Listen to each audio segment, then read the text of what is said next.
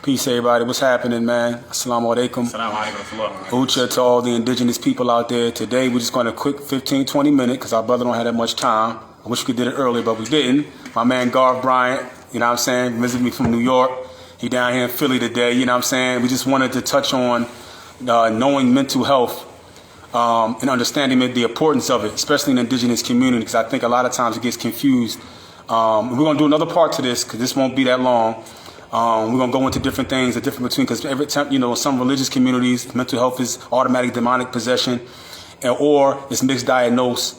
And sometimes in indigenous communities, the American Indian community, we sweep it under the rug. So the Afro-native or the indigenous native, we sweep mental health under the rug. So let's begin. This is my brother, Gareth Bryant. So just introduce yourself real quick, brother, and then try to explain to the people why in our communities we need to understand mental health. Definitely. Assalamu alaikum. Peace, everybody. Hello, my name is Gareth Bryant. I'm a chaplain. I'm a counselor, therapist. I specialize in mental health, awareness, mental illness. I'm going to start off with what Allah says in the Quran, chapter 3, verse 190, where Allah says, "Verily for the intelligent, there's signs within the creation of the heavens and earth, as well as the separation of night and day." So any occurrence or any happening, anything that happens to the human being, whether it be the spiritual dimension, psycho-emotional dimension, primal dimension, it's of equal importance, and there are signs from Allah for the creation, specifically the human being, as a way to look to Allah for guidance and direction and to cling to His connection with obedience. Now, specifically talking about the primal, the psycho-emotional dimension, mental health, mental illness, this is not pseudoscience. This is real, and psycho-emotional trauma, we all go through it. The nature of a dunya, the mundane, it necessitates that we all experience trauma. That's just the nature of the world. Allah describes this mundane life as a fitna. Now, there's different types of fitna, there's different types of trials. Trauma is a type of fitna, it's a type of trial. So we all have our respective fitna, our all respective trials, which are manifested, which translates into things like trauma, substance abuse, sexual abuse, domestic abuse, marital discord, divorce, being from a war-torn country, being a product of colonization, being the product of white supremacy, as us being Afro people, indigenous people, living in the Western Hemisphere under the oppression of white supremacy. All of these things are traumatic experiences. And because they're traumatic experiences, by definition, they greatly affect our psycho-emotional dimension. And it's a known behavioral scientific fact that from the time that the sense of hearing is activated within the wombs of our mothers, from the second trimester up until age 10, all of those human experiences that we have, they have the potential to affect us either positively or negatively as long as we live. So there's no way that mental health, mental illness is not an important issue among any demographic of people, specifically amongst Muslims, specifically amongst Afro-Native indigenous people. I will ask my brother, do you have any, this is my brother Ibn Anderson, he's over here. This is actually in Pyramid Studios, his business here. Our brother Ibn Anderson. Do you have any questions for something you wanted to ask him to explain about mental health inside of our communities? Assalamu alaikum. It would be nice, just to touch on a little further on, how we sweep these things under the rug and how they're, extremely taboo. And, pretty much my question is, what can we do to, change that narrative and to get, our people on board, with addressing these things? Because, I just feel like we're not going to get any better by hiding our problems and not addressing them, full steam ahead and head on. I'm glad you mentioned that. I want to speak about what you mentioned about sweeping things under the rug, right? Mm-hmm. We sweep things under the rug for several reasons. One of the reasons is we feel that we're too damaged to improve. We allow shaitan, we allow Satan to convince us that we can't get better, that we can't elevate, that we can't level up. That's number one. Number two, we may very well be the oppressors ourselves. So we don't want to address the issue because we don't want to expose our own sins. Mm-hmm. Number three, we just don't give a damn. Because apathy is worse than ignorance. Not caring is worse than not knowing. So that's why sweeping under the rug. It's just like, for example, if you're uncircumcised, right? It's very difficult to clean Keep yourself hygienic if you're uncircumcised. But as a male, if you're circumcised, it's obviously that much easier to keep yourself hygienic. Likewise, when you sweep things under the rug, it's either very difficult or impossible to solve these issues. But if you remove the rug, then you notice the dirt and you're going to sweep and mop. Same analogy. Yeah, it's the same principle. So to go into what you mentioned about how can we begin a trajectory towards wellness, it goes back to what Allah says in chapter 13, verse 11. Allah says, verily Allah doesn't change what's within any people unless they change what's within themselves. So we have to want the change, right? And ironically, Gandhi, Allah knows best whether he got this from Al-Islam. He probably did, but he made a wise statement. He said, be the change you want to see. And we know Islamically the principle is that truth is truth regardless of who and where it comes from, right? So with that revelatory text, coupled with that statement, when Allah says he doesn't change what's within people unless they change what's within themselves, coupled with that statement from Gandhi, be the change you want to see, that's what we have to do. Nah. If we really want improvement, if we really want empowerment, we have to improve and empower ourselves. Okay. Just like when Allah says in chapter 66, verse 6, Allah says, those who believe pay attention. Save yourselves and your people from fire, made from men and stones. So this, I guess, would be the last one because I said you only got to like 6:30 or whatever.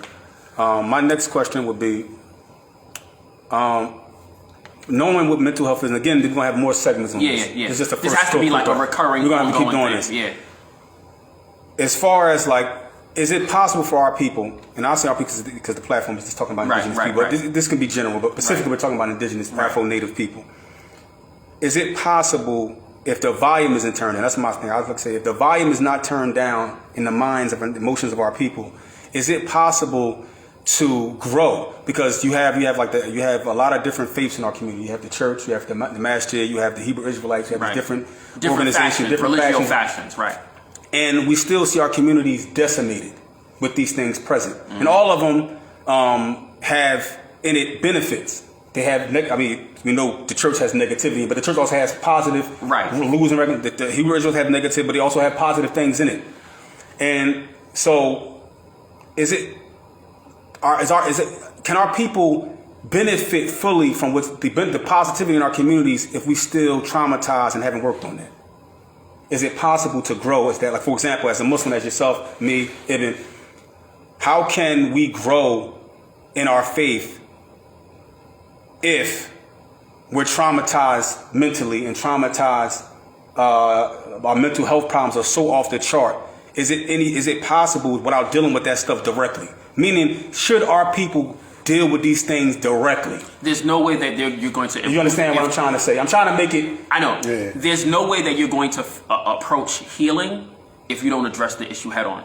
You have to be comfortable. You have to be willing to be comfortable with the uncomfortable. Like I tell people all the time, Allah has empowered me through this, my profession as a chaplain. Allah has made me a vehicle to make the uncomfortable comfortable.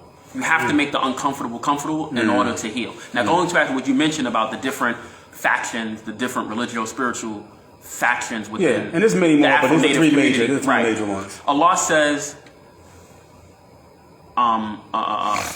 enjoin one another, encourage one another via goodness and piety, but don't encourage one another via sin and enmity. Now, the goodness and the piety, obviously, we know as Muslims is Tawheed based. Yeah. And there's also collective working with people regardless of whether they're Muslim or non-Muslim. Yeah. Like, for example, the treaty, the Pact of El-Medina. Yeah. Every member of that pact, every faction that was a member of that pact was not Muslim. Yeah. But they made an agreement to a collective goal. A collective goal, right? Yeah, collective goal. Encourage one another towards goodness and piety. So do you think that point is being missed with these religious factions in the community? It's being missed totally. And one of the reasons we were discussing in the car is that, like, for example, what Allah says in chapter 5, verse 8, right? Allah says, and never let your hatred against any people prevent you from behaving justly. So it doesn't matter whether a person is not worshiping Allah or not worshiping Allah properly. That's no Islamic justification to leave them lost. And perhaps if we work together with these people, they may see the goodness of Al-Islam through our character and behavior, and it may empower them to become Muslim. Now, my next question is but if we don't work with these people, they're not going to see the goodness of Al-Islam through our actions. If we don't promote wellness, if we don't promote cohesion, if we don't promote self-determination, which is not Islamically prohibited, as long as you don't put that above revelation, as long as you don't put that above al-Islam, right? So you're saying there can be a collective goal and righteous behavior based upon a cultural norm and being the same people? There must be. Okay. And al-Islam encourages this. Al-Islam never was sent to any people, and I'm talking about even prior to the revelation of the Quran. Al-Islam was never sent to any people to destroy their culture. It was meant to give nasiha, correction to their culture. Because al-Islam respects urfiyya, cultural norms, as long as those cultural norms don't oppose revelation. So we shouldn't make cultural apostasy completely because of your faith? Yes. You shouldn't?